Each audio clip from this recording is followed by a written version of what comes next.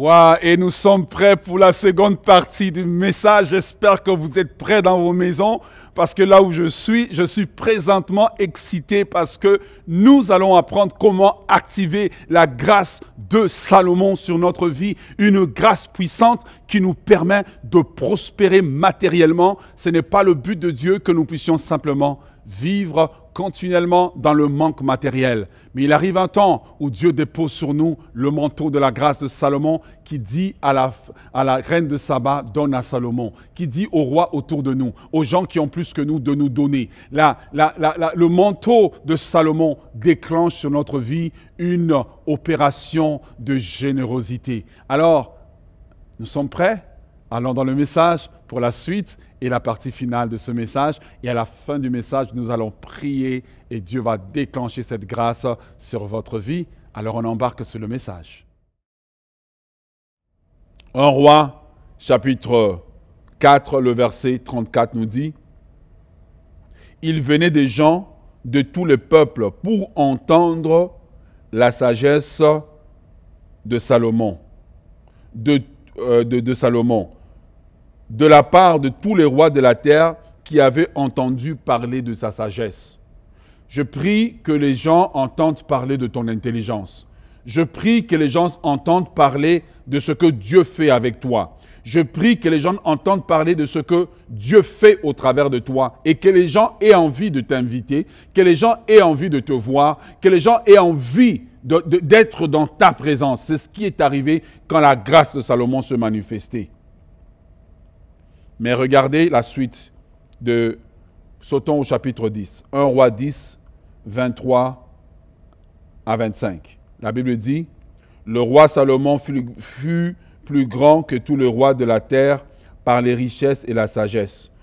Tout le monde cherchait à voir Salomon pour entendre la sagesse que Dieu avait mise en son cœur. » Ensuite,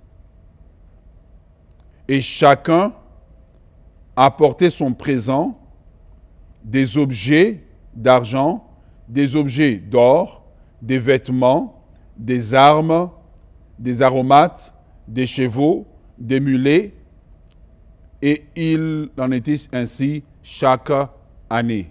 Amen. Et donc voici pourquoi lorsque on regarde la grâce de Salomon, on voit qu'elle n'attire pas seulement les gens à lui, mais elle incline les cœurs des gens pour être généreux. Tu vois, c'est comme ça que tu peux voir la différence entre deux personnes. Une personne va arriver à un endroit. Deux serviteurs de Dieu arrivent à un endroit. Un va prêcher et il termine, on dit que Dieu te bénisse, on lui donne simplement les honoraires. Un autre finit de prêcher, quelqu'un dit « Wow, pasteur, pendant que tu prêchais, Dieu m'a mis à cœur de faire tel bien pour toi. Dieu m'a mis à cœur de te donner une maison. Dieu m'a mis à cœur de te donner une voiture. Dieu m'a mis à cœur d'être généreux envers toi. » Quand la grâce de Salomon repose sur quelqu'un, les gens ne sont pas simplement intéressés à son don, mais les gens sont intéressés à lui faire du bien. Elle cause les gens autour de toi d'être généreux matériellement. Quand la grâce de Salomon est sur toi, tu ne vivras pas simplement que tu as fait du bien aux gens et puis les gens te disent que Dieu te bénisse. Tu ne vivras pas simplement du fait que tu as prêché aux gens. Les gens disent, pasteur, le message était merveilleux, que Dieu te bénisse. Non, quand la grâce de Salomon repose sur un pasteur, tu vas voir les gens, ils ont envie de l'habiller. Ils ont envie que leur pasteur soit bien habillé, bien véhiculé, qu'il habite dans une maison où il est confortable. C'est la manifestation de la grâce de Salomon. Voilà pourquoi je dis toujours à quelqu'un, ne sois pas jaloux lorsque tu vois quelqu'un qui est béni parce que tu ne connais pas la grâce qui opère dans sa vie. Je prie que la grâce de Salomon opère sur les enfants de la citadelle. Je prie que la grâce de Salomon opère sur les enfants de la citadelle. Tu vois la grâce de Salomon lorsqu'elle va opérer. Mettons que tu es quelqu'un. Prenons l'exemple de notre frère ici, Paul Elie, qui est caméraman. Tu vas aller quelque part, tu vas filmer. Mais tu finis de filmer. Au moment où tu filmes, au lieu qu'on te paye seulement pour ton contrat, mais on te paye un extra 10% de bonus. Pourquoi? Parce qu'on est content. Ton don s'est manifesté. Mais derrière ton don, il y a eu l'opération de la grâce. Frères et sœurs, prie pour que derrière le don que Dieu t'a donné, il n'y ait pas seulement le don. Parce que s'il y a seulement le don, tu risques de souffrir toute ta vie. Tu vas vivre simplement des efforts de ton don. Mais si la grâce accompagne derrière, alors tu rentres dans le manteau de Salomon qui fait que lorsque tu fais quelque chose, les gens ont envie d'être généreux avec toi. Les gens ont envie de te bénir matériellement. Les gens ont envie de te faire du bien matériellement. C'est dans la grâce de Salomon que tu habites dans des parcelles pour lesquelles tu n'as pas travaillé. Mais quelqu'un qui t'a entendu prier quelque part a envie de te donner un terrain, a envie de te donner une parcelle, a envie de te donner une maison. Il est possible aujourd'hui d'expérimenter la grâce de Salomon. Cette grâce n'est pas seulement une grâce des pasteurs, mais c'est une grâce même de ceux qui sont médecins. Dieu peut faire que tu as soigné quelqu'un, la personne est tellement bénie, elle vient et dit « Waouh, je te donne un bateau ».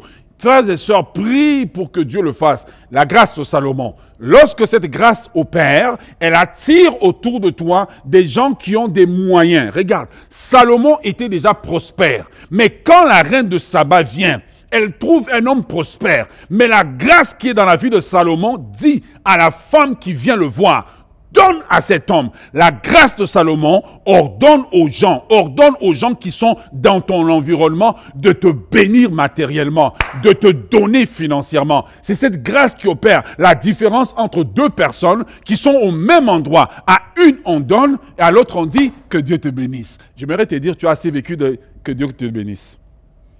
Tu as assez vécu de Dieu que Dieu te bénisse. On t'a assez dit que Dieu te bénisse. Mais maintenant, il est temps que cette bénédiction qui sort de la bouche des gens se matérialise dans ta vie. Que Dieu te donne ce manteau qui fait que lorsque tu es autour des gens, leur portefeuille s'ouvre pour toi. Donnez-moi un amen vivant. Que Dieu te donne ce manteau. Que lorsque tu es autour des gens, ils ont juste envie de te faire prospérer. Ils ont juste envie de te faire du bien. Il y a des gens, lorsque tu es dans un environnement, leurs mains se ferment. Lorsque quelqu'un d'autre est dans le même environnement, les mains des gens s'ouvrent. Un homme me racontait une histoire. Un collègue me racontait l'histoire qu'il était pasteur. Et dans son église, il y avait une sœur qui n'avait jamais donné. La sœur n'avait jamais donné aucune offrande. Et pourtant, elle était là tous les dimanches. Tous les dimanches, elle était là. Et un jour, il invite un collègue pour venir prêcher. Et quand le collègue finit de prêcher, la sœur qui n'avait jamais rien donné, elle sort 1 000 $ et puis elle donne à ce pasteur qui venait d'arriver. Et le pasteur qui avait entendu la chose, il a été choqué parce qu'il dit, mais cette sœur, j'ai toujours cru qu'elle n'avait pas d'argent. Mais comment ça se fait qu'elle a donné 1 000 $? La différence entre les deux, c'était le manteau de la grâce. Deux hommes, tous les hommes ne sont pas semblables et tous les hommes ne portent pas les mêmes manteaux et tous les hommes ne portent pas la même grâce sur leur vie. Si tu as le premier type de grâce dont on a parlé la première semaine, tu auras la grâce de traverser par les temps difficiles. Mais si tu as le manteau de Salomon, tu auras maintenant la grâce que quand tu rencontres les gens veulent te faire du bien, mais matériellement. Les gens qui n'ont pas la grâce de Salomon vivent à coup de que Dieu te bénisse.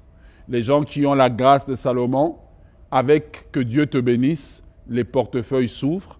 Avec le Dieu te bénisse, tu vas les voir posséder des maisons pour lesquelles ils n'ont jamais travaillé. Quelle est la différence? Ce n'est pas que ces gens sont des voleurs. Il y a une grâce dans sa vie qui ordonne que les portefeuilles s'ouvrent. J'ordonne que les portefeuilles s'ouvrent pour toi. J'ordonne que les portefeuilles s'ouvrent sur toi. J'ordonne qu'on signe des contrats pour toi. J'ordonne qu'on te fasse du bien. J'ordonne qu'on t'habille. J'ordonne qu'on te vêtisse. J'ordonne que les gens aient envie de se soumettre à toi. J'ordonne que les gens aient envie de t'obéir. J'ordonne que les gens aient envie d'être dans ta compagnie. La grâce de Salomon, elle est puissante. Alors maintenant, j'aimerais, alors que nous arrivons bientôt vers la fin de ce message, j'aimerais t'expliquer comment Salomon a activé la grâce dans sa vie. Oui, comment Salomon a activé. Parce que la grâce peut être là, mais elle est inactive. Il est possible pour toi d'activer la grâce de Salomon sur ta vie. Je vois cette grâce en opération dans ma vie. je vois cette grâce en opération dans ma vie. Lorsque je regarde parfois à la fin du mois combien le Seigneur a opéré, combien d'argent est passé dans mes mains, combien de biens matériels est passé dans mes mains. Parfois, c'est même quelqu'un que je ne connais pas, mais je vois cette grâce en opération. Et je crois que cette grâce qui est en opération dans ma vie peut venir en opération dans ta vie. Il ne faut plus vivre simplement des paroles d'appréciation des hommes. Mais la grâce de Salomon fait que les paroles d'appréciation des hommes se transforment en gestes d'appréciation. Amen. Donne-moi un amen vivant. Donne-moi un amen vivant. Les paroles, la grâce, le manteau de la grâce de Salomon fait que les paroles d'appréciation sont accompagnées de gestes d'appréciation. Le problème de beaucoup de gens, c'est qu'ils vivent des paroles d'appréciation, mais il n'y a pas de gestes d'appréciation, tu vois. Le geste d'appréciation fera que tu es avec un homme, il te dit « ma sœur, tu es belle », mais il ne s'arrête pas de dire que tu es belle. Il dit « tu es belle et je désire te marier ». Donc, tu vois, on passe de la parole au geste. Il faut qu'en tant qu'Église, nous puissions rentrer dans cette dimension où nous passons de la parole au geste. Alors, la première des choses qui active la grâce de Salomon, la première des choses, la Bible nous dit que la première des choses qui a activé la grâce de Salomon, nous la trouvons dans 1 Roi chapitre 3, le verset 3. La Bible dit il y a 4 choses qui ont activé la grâce de Salomon. Numéro 1, la Bible dit Salomon aimait l'Éternel. Alléluia! Aimer l'Éternel. Elle ne dit pas que Salomon aimait les biens matériels, mais elle nous dit que Salomon aimait l'Éternel. La première clé pour activer la grâce de Salomon qui attire sur notre vie la surabondance matérielle, c'est l'amour sincère et désintéressé de Dieu. Je n'aime pas Dieu pour ce que Dieu peut me donner, mais j'aime Dieu parce qu'il est Dieu. J'aime Dieu. Mon cœur est amoureux de Dieu, si je peux dire ainsi. Mon cœur aime Dieu. Mon être entier vibre au son de sa voix, au son de sa présence, car l'amour de Dieu me pousse alors à obéir à Dieu. L'amour de Dieu me pousse à écouter la voix de Dieu, à obéir à Dieu. Elle me pousse à pardonner là où Dieu me dit de pardonner. L'amour de Dieu me pousse à ne pas marcher dans les offenses, mais à régler tout problème qui peut briser ma communion avec Dieu. Le grand problème de beaucoup de gens aujourd'hui, ils disent qu'ils aiment Dieu jusqu'à ce que Dieu leur demande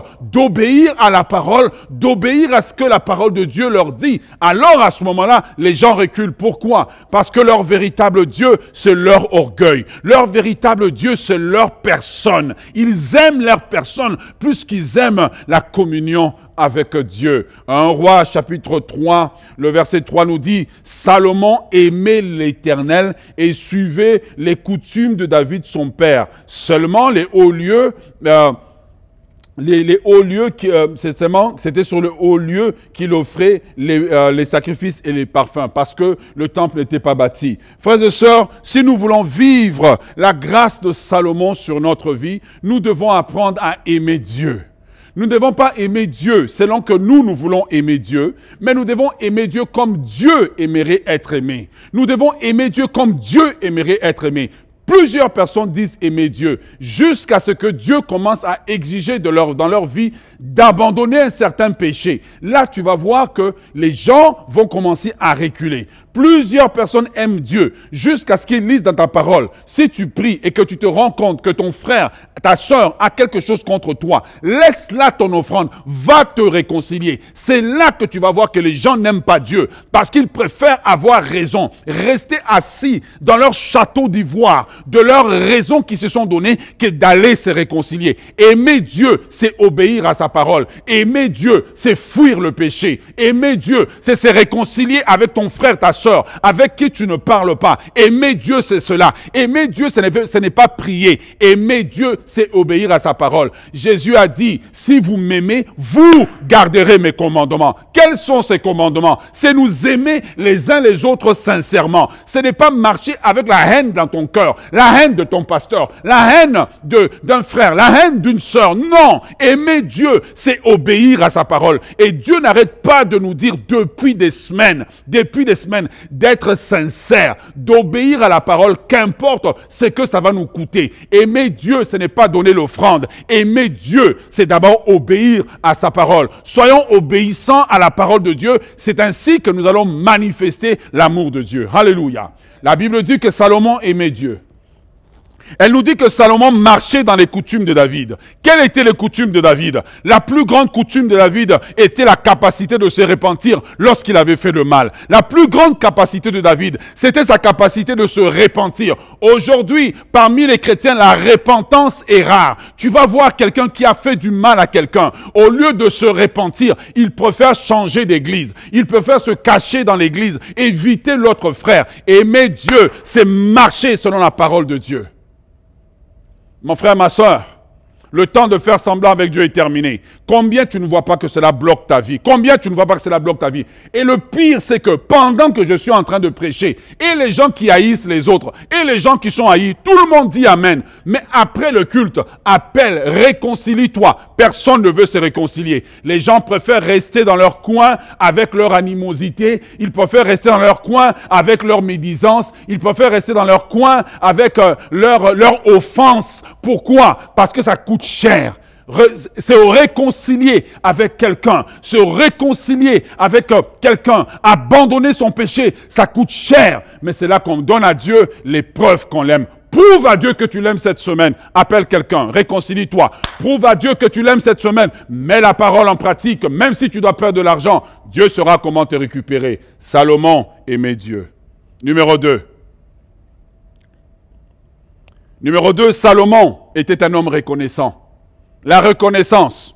La deuxième des choses qui active la grâce de Salomon sur notre vie, c'est l'habitude d'être reconnaissant. La plupart des gens ne sont pas reconnaissants. Ils ne sont pas reconnaissants pour leur salut. Ils ne sont pas reconnaissants pour la vie de Dieu. Ils ne sont pas reconnaissants pour leur santé. Ils ne sont pas reconnaissants. La plupart d'entre nous passons plus de temps à nous plaindre de ce qui ne va pas que d'être reconnaissants. La plupart d'entre nous, nous avons une mémoire que j'appelle à polarité négative. La plupart d'entre nous, nous avons une mémoire à polarité négative. Ça veut dire quoi? Nous passons notre temps à nous souvenir des événements négatifs au lieu d'être reconnaissants pour ce qui va bien. La plupart des gens, lorsque tu leur parles, quand il va te dire « je suis malheureux dans son mariage », mais quand tu regardes en réalité, il ne se souvient pas de bons temps avec son mari, il ne se souvient pas de bons temps avec sa femme. Non, tu te souviens seulement des événements négatifs. Lorsque tu regardes l'église, tu te souviens simplement des événements négatifs, mais tu ne regardes pas le 95% des événements qui sont positifs, qui devaient nous donner des sujets d'action de grâce, pour dire merci au Seigneur. Cette semaine, j'étais en prière et j'étais dans mon lit. Et j'ai prié Dieu tout simplement comme un enfant. Et j'ai dit, Seigneur, merci pour mon salut.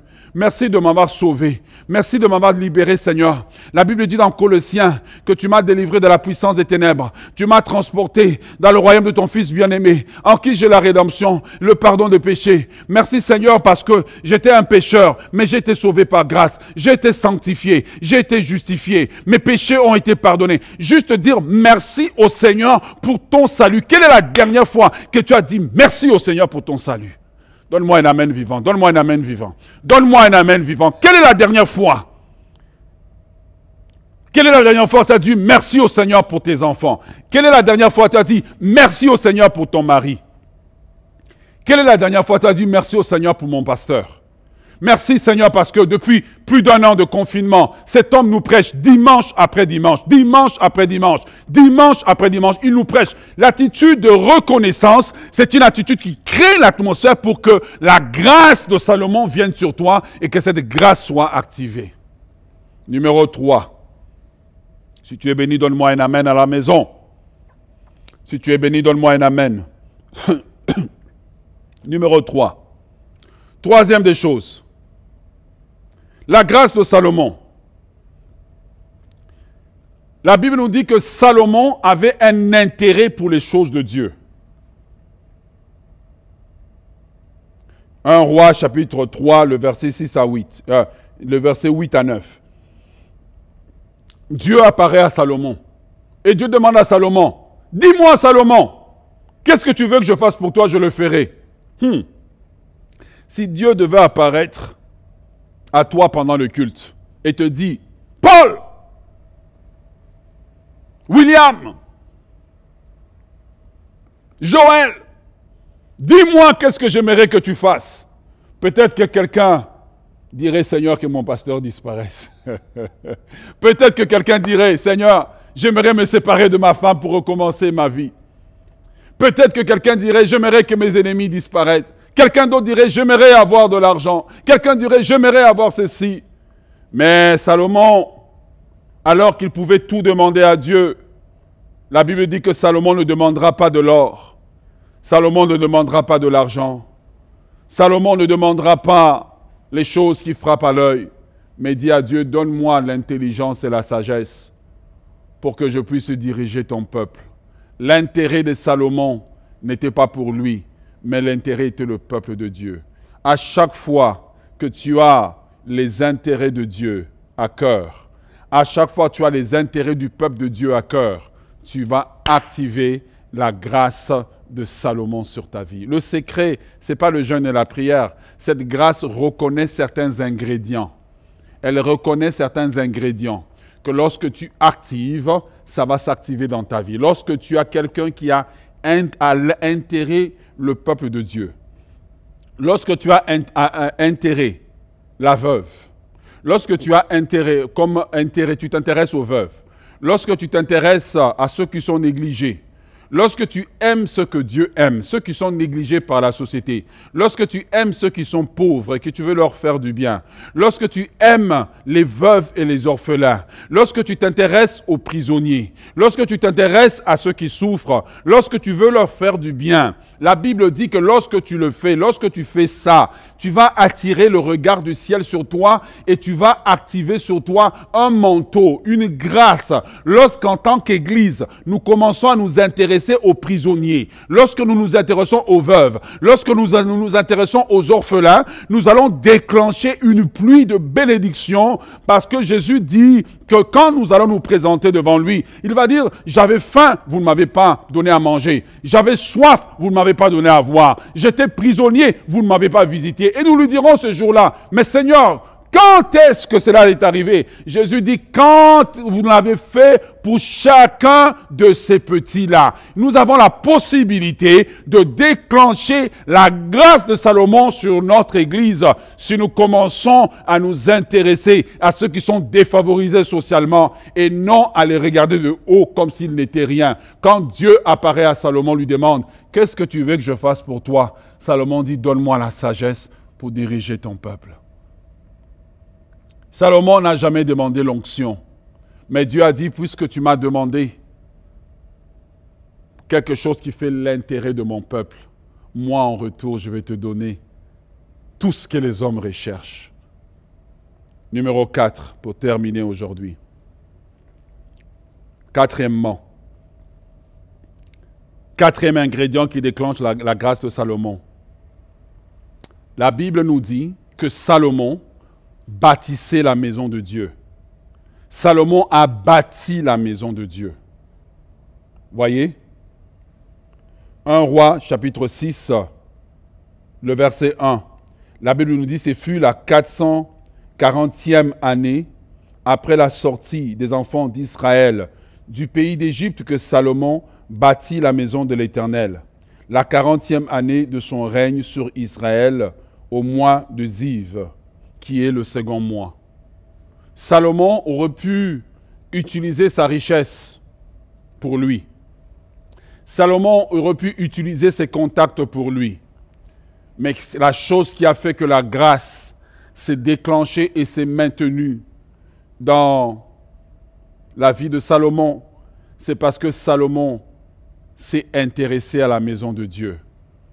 Salomon semble marcher à contre-courant de ce que les rois feraient, de ce que les hommes importants feraient. Aujourd'hui, en temps de pandémie, c'est à contre-courant de continuer à prier. Aujourd'hui, en temps de pandémie, c'est à contre-courant de vouloir donner dans la maison de Dieu. Plusieurs disent, puisque je ne vais pas à l'église physiquement, ça ne sert à rien de donner. Salomon nous enseigne qu'il faut donner. Au moment où il donne, il n'est pas encore solidifié dans son règne. Au moment où il donne, son règne n'est pas encore solidifié. Mais il dit d'abord la maison de Dieu, ensuite ma maison. Si nous mettons la maison de Dieu en priorité, si nous apprenons à servir Dieu dans sa maison, si nous apprenons à être sérieux avec notre service dans la maison de Dieu, si nous apprenons à donner à Dieu de façon généreuse, Dieu va faire pleuvoir sur nous la grâce de Salomon. Dieu va faire pleuvoir sur nous la grâce de Salomon. Je vois quelqu'un à qui des billets d'avion sont payés parce que tu es fidèle à la maison de Dieu. Dieu cause que des billets d'avion te soient donnés. Je vois quelqu'un pour laquelle des portes de promotion sont en train de s'ouvrir au travail. Je le vois maintenant parce que tu es fidèle à la maison de Dieu. La fidélité face à la maison de Dieu. La fidélité à faire le bien à la maison de Dieu. La Bible nous dit quand on est fidèle comme ça, nous générons toujours des bénédictions pour nous et nos enfants après nous. Frères et sœurs dans le Seigneur, le manteau de Salomon est en train de circuler aujourd'hui. Et je sens qu'il y a des personnes qui doivent être bénies. Il y a des personnes qui doivent recevoir. Si tu es en train de le recevoir, crie, je le reçois. Si tu es en train de le recevoir, crie, je le reçois. Si tu es en train de le recevoir, lève tes mains vers Dieu. Dis, je le reçois. Je reçois la grâce de Salomon. Je reçois la grâce de marcher dans la faveur divine. Je reçois la grâce de marcher dans une dimension nouvelle. Je reçois la grâce de marcher dans une onction nouvelle. Cette grâce est disponible. Cette grâce est disponible. Mais tu peux la recevoir. Tu peux la recevoir. Tu peux la recevoir en aimant Dieu de tout ton cœur, de toutes tes pensées, en aimant Dieu totalement, en te soumettant totalement à la parole de Dieu pour obéir à Dieu, même si cela fait mal, même s'il faut abandonner quelqu'un, même s'il faut abandonner un péché. Il faut se soumettre à la parole de Dieu. L'amour de Dieu ne se manifeste pas en parole, il se manifeste en acte lorsque nous nous soumettons totalement à Dieu. Activez la grâce de Salomon en étant des hommes et des femmes reconnaissants. Reconnaissants pour les petites choses et non des gens qui se plaignent constamment. Ils se plaignent constamment du matin au soir. Les murmures ont fait que le peuple d'Israël, plusieurs sont morts dans le désert, toute une génération exactement. Activez la grâce de Salomon en ayant l'intérêt pour le peuple de Dieu. Le peuple de Dieu n'est pas seulement composé des gens, des intellectuels, mais des petites personnes, des personnes ordinaires dans l'Église. Dans l'Église, il n'y a pas de classe sociale. Il n'y a pas ceux qui sont super importants et ceux qui sont moins importants, mais tous sont importants aux yeux de Dieu. Activez la grâce de Salomon en bâtissant la maison de Dieu. Nous rentrons dans une saison aujourd'hui où nous avons besoin de refaire le stage, où nous avons besoin d'acheter des caméras, où nous avons besoin d'équiper l'Église avec du nouveau matériel. Qui seront ceux qui bâtiront la maison de Dieu? Vous avez l'opportunité aujourd'hui d'activer la grâce de Salomon sur votre vie. Inclinons-nous et prions. Admirable Père, nous sommes devant toi. Ta parole est sortie aujourd'hui avec grâce, aujourd'hui avec puissance, Seigneur. Et je prie que tes enfants qui sont à la maison soient des enfants qui sont maintenant dociles pour recevoir ta parole. Je prie que quelqu'un puisse apprendre à t'aimer sincèrement. Apprendre à t'aimer sincèrement en obéissant à ta parole. Apprendre à t'aimer sincèrement, Seigneur, en gardant tes commandements. Apprendre à t'aimer sincèrement en obéissant à ta parole, même là où ça fait mal d'obéir. Oui, Seigneur, qu'il puisse obéir. Je prie que quelqu'un puisse vraiment apprendre à t'aimer sincèrement. Que quelqu'un puisse, Seigneur, apprendre à être un homme et une femme reconnaissants, car tu ne supportes pas ceux qui murmurent tout le temps. Tu ne supportes pas ceux qui se plaignent, mais tu cherches des gens qui sont reconnaissants. Et nous ne voulons pas être comme le peuple d'Israël qui était en Égypte, qui a murmuré en Égypte, qui était dans le désert, qui a murmuré.